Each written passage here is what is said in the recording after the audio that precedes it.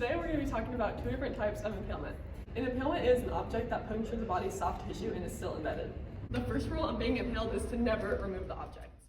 The main reason you don't take an impaled object out of any part of your body is because if it's in one of your limbs and it hit a major blood vessel or artery, it could be the only thing keeping you from bleeding out.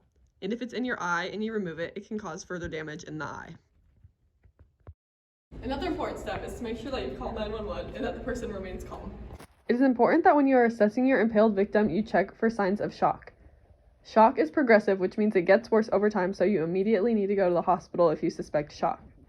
Some symptoms of shock include pale, cold, or clammy skin, shallow, rapid breathing, difficulty breathing, anxiety, rapid heartbeat, an irregular heartbeat, or thirst or a dry mouth. Boom.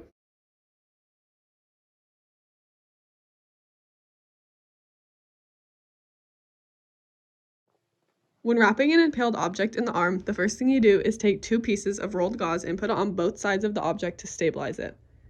After that, you take rolled wrap and wrap around the object tight enough to where it stays so it doesn't move, but you don't cut off blood circulation to the hand.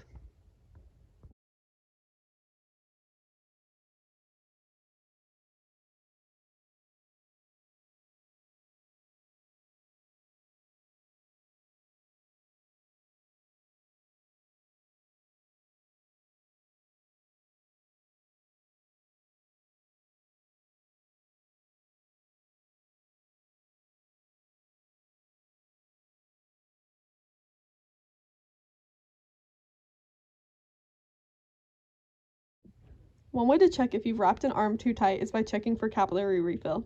This is when you press on the tip of the nails to make sure that blood flows back into the fingertips.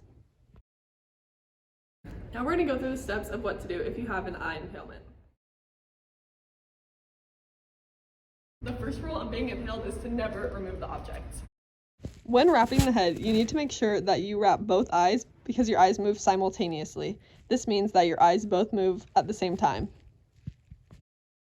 This is why you wear your proper eye protection at all times to make sure that you never have to wrap an impaled object in the eye.